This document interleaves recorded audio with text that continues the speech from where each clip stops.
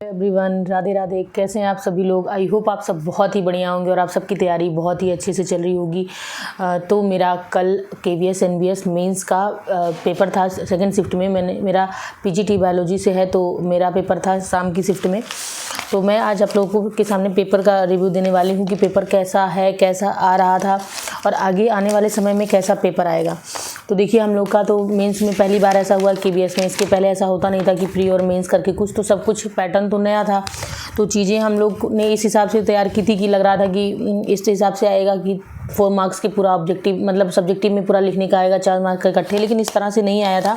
ये देखिए, 2-2 करके 2 क्वेश्चन 2 मार्क्स करके 1 मार्क्स करके ऐसे, मतलब टोटल उन्होंने 4 बनाया था, मतलब टोटल 40 मार्क्स के थे।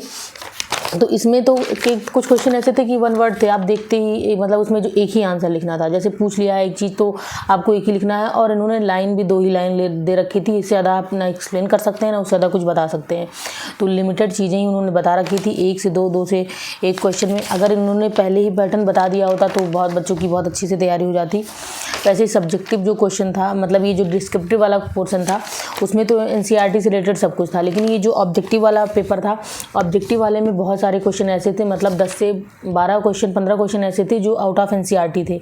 उन्होंने कुछ बता भी नहीं रखा है पैटर्न की कैसे क्या आना है, तो डीप पूछा जा रहा है। और अब जितना भी हम लोग का बायो है, तो बायो में भी है कि अब सुपरफिशियली पढ़ के अगर आपने पूरी NCERT 11th-12th कवर की है अच्छे से, तो भी आपका काम नहीं बनने वाला है।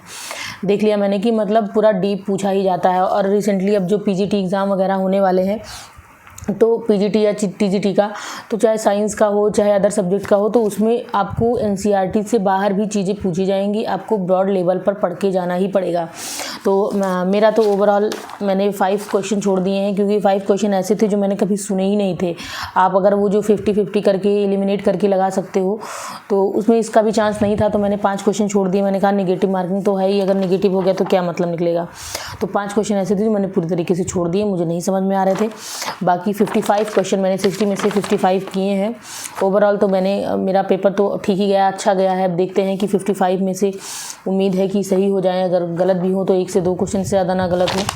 बाकी तो पेपर का ऑब्जेक्टिव देखा जाए तो टफ़ माना जा सकता है कि टफ़ था ऑब्जेक्टिव। सब्जेक्टिव डिस्क्रिप्टिव वाला पोर्शन थोड़ा इजी था कि NCERT बेस्ड था, तो अगर आपने NCERT पढ़ी होगी तो डिस्क्रिप्टिव करने में उतना प्रॉब्लम नहीं हुई होगी, लेकिन ऑब्जेक्टिव में थोड़ा दिक्कत थी। तो जैसे कुछ बच्चे कह रहे होंगे बहुत ज़्यादा इजी पेपर था, तो नहीं, बहुत इजी नहीं कह सकते इसको। ये मॉडरेट पेपर था और ऑब्जेक्टिव वाला टफ पोर्शन था। तो ओवरऑल ऐसा ही रहा है। और आप लोग का पेपर कैसा गया है कमेंट करके ज़रूर बताइएगा। और आने वाले जितने भी एग्ज़ाम हैं PGT के लिए है, या अभी GIC लेक्चरर का होने वाला है, तो मेरा GIC लेक्चरर का भी एग्ज़ाम है जो 3 मई को होने वाला है। तो GIC में तो उसमें 2 पोर्शन आते हैं, आपको GS भी देनी होगी साथ साथ में, और साथ साथ में आपको अपना सब्जेक्ट वाला भी पोर्शन करना होगा। तो उसमें जो बायो पूछी जाएगी वो पूरा BSc लेवल की बायो प्लस 12th लेवल की बायो को इंक्लूड करके पूछा जाएगा।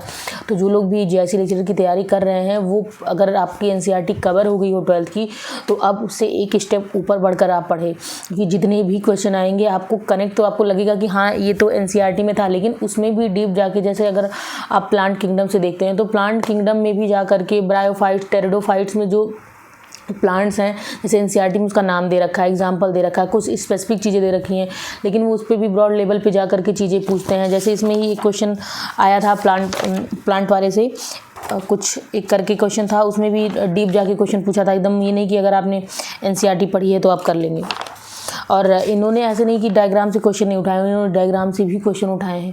तो जो भी आप पढ़ रहे हो ना, तो उस पर पूरा, चाहे उसके डायग्राम से जो भी क्वेश्चन बनेंगे, उससे जो थ्योरी पोर्शन से भी क्वेश्चन बनेंगे, सब आपको पढ़ के ही जाना है। एक ये समझ में नहीं आया था कि न्यूकूप सेंटर कहाँ होता है, ये मुझे नहीं आ रहा था, मैंने कभी पढ़ा भी नहीं था। NIEUWKOOP न्यूकूप सेंटर, ये मुझे आइडिया नहीं था, तो मैंने ये वाला क्वेश्चन छोड़ दिया है। मेरे दिमाग में एकदम ही नहीं आया कि ये कहाँ हो सकता है, कहाँ था, और ये किस लिए होता है, मुझे ये भी नहीं पता था। तो मैंने पूरी तरीके से इसको स्किप कर दिया। मुझे लगा कि अब आने से कोई मतलब नहीं है। तो ये था कि टाइम का, जो कहते हैं ना, टाइम का कोई शॉर्टेज नहीं रहा है, टाइम प्रॉपर था। बहुत सारे बच्चे ऐसे 15-20 मिनट पहले ही करके बैठ गए थे, क्योंकि जब आपको लिमिटेड लाइन दी गई है कि आपको उतनी लाइन में लिखना है, तो आप ज़्यादा क्या लिखेंगे। अगर पेज खाली होता, स्पेस होता, तो लोग सोचते भी कि हाँ ये लिख दूँ, ये फैक्ट लिख दूँ, ये चीज़ें लिख दूँ, वो चीज़ें लिख दूँ। तो आप ना उसमें डायग्राम बनाने का स्पेस कुछ ना कुछ भी। जो क्वेश्चन ऐसे थे, बाद में एक क्वेश्चन आया था डिस्क्रिप्टिव वाले में कि आपको हेट्रोगेमिटी बनानी थी, तो उसमें आपको चार्ट बनाना था, तो फ्लो चार्ट जो वो बनता है क्रॉस करा के दिखाना था। तो क्रॉस के लिए वो तो अच्छा था कि उसमें जो है सबसे लास्ट क्वेश्चन था, तो पीछे नीचे स्पेस था, तो उसमें सबने लगभग क्रॉस बना लिया होगा, वरना क्रॉस बनाने की तक की जगह नहीं थी कि आप क्रॉस बना के दिखा ही नहीं सकते। और उसमें प्रॉपर लिखा था कि आपको दिखाना है, शो करना है कि कैसे क्या होता है हेट्रोगेमिटी, फीमेल में हेट्रोगेमिटी कैसे होती है। तो वही चीज़ें हैं कि उन्होंने स्पेस बहुत लिमिटेड दे रखा था, और आगे आने वाला जो भी एग्ज़ाम है, जितने भी मेंस के एग्ज़ाम होंगे, वो अपना पर्टिकुलर स्पेस देकर ही करेंगे। और अगर हम प्रीवियस ईयर के अकॉर्डिंग चलते हैं तो प्रीवियस ईयर का कुछ अता पता नहीं होता, नए बार में नया पैटर्न, नई चीज़ें इंक्लूड कर ही देते हैं। तो आप लोग ओवरऑल अपना ऐसे मान के चलिए कि आपको एनसीईआरटी से बाहर बियॉन्ड एनसीईआरटी पढ़ना ही पड़ेगा। तो अगर आप लोग जीआईसी लेक्चर की तैयारी कर रहे हैं बायो से, तो आप लोग कमेंट करके ज़रूर बताइएगा कि आप कैसे कहाँ से तैयारी कर रहे हैं। तो मैंने आज से अपनी तैयारी उस पर फोकस करना स्टार्ट कर दिया। एनसीईआरटी तो कवर हो चुकी है, अब उससे हाई लेवल पे चीज़ें और जीएस का पोर्शन। और हाँ, जीएस में मैथ्स भी पूछी जाएगी आपसे, रीजनिंग भी पूछी जाएगी, और यूपी जीके है, और हिस्ट्री, ज्योग्राफी, पॉलिटी, इकोनॉमिक्स सबसे क्वेश्चन पूछा जाएगा, करंट का भी क्वेश्चन पूछा जाएगा। तो आप थोड़ा थोड़ा पोर्शन, जैसे नंबर सिस्टम से सबसे ज़्यादा क्वेश्चन मैथ में पूछे जाते हैं, तो आप नंबर सिस्टम मैथ तैयार करके जाइएगा, आपका 1 से 2 क्वेश्चन तो फंस ही जाएगा। और मैंने देखा प्रॉफिट लॉस से क्वेश्चन पूछा गया था। और रीजनिंग भी आपको ये नहीं कि आप देखते ही लगा लोगे, क्योंकि यूपीपीसीएस करवा रहा है तो उसका लेवल भी वैसे होगा, आपको हिसाब से करके देख के ही जाना होगा।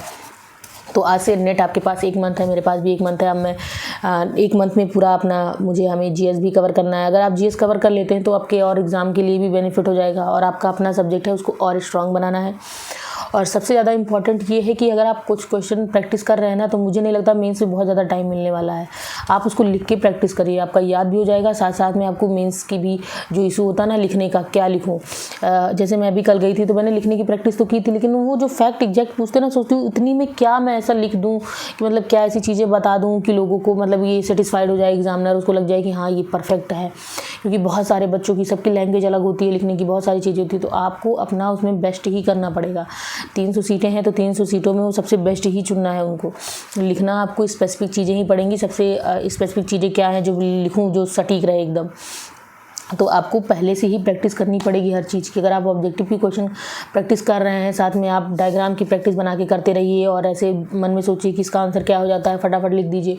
तो लिखने पे आप कमांड बनाइए, अपनी फोकस करिए, वरना यही मेंस में दिक्कत कर देता है कि अगर आप प्री क्वालिफाई हो जाते हैं फिर आपको मेंस में बहुत ज़्यादा दिक्कत हो जाएगी ना। ये मेंस में बहुत ज़्यादा टाइम देने वाले हैं, क्योंकि केवीएस ने भी बहुत ज़्यादा टाइम नहीं दिया था, तुरंत सारे एग्ज़ाम मुश्किल से अब 28 दिन का टाइम ही दिया था, तो बहुत ज़्यादा दिक्कत हो जाती है। इसलिए आपको प्री प्लान सारी चीज़ें करनी होंगी। अभी जो आपके पास 1 महीना है, लिख के आप आंसर को प्रैक्टिस करने की कोशिश कीजिए। जो डायग्राम है उसको बनाइए, बार बार उसको रिवाइज़ करिए। तो जो लोग तैयारी कर रहे हैं जीआईसी लेक्चरर की और बायो से, वो कमेंट करके ज़रूर बताएंगे कि आप लोग कहाँ से कैसी तैयारी कर रहे हैं। तो मिलते हैं नेक्स्ट वीडियो में, जो भी इन्फॉर्मेशन होगी तो आप लोग से शेयर करती रहूँगी मैं। बाकी जो आप लोग ने शायद यूपी टेट का फॉर्म ओटीआर होना शुरू हो गया है, तो जो लोग यूपी टेट का फॉर्म भरेंगे वो अपना फटाफट ओटीआर सब लोग कर लीजिए। मैंने भी अपना ओटीआर कर लिया है, कल शाम तक मैंने ओटीआर कर लिया था।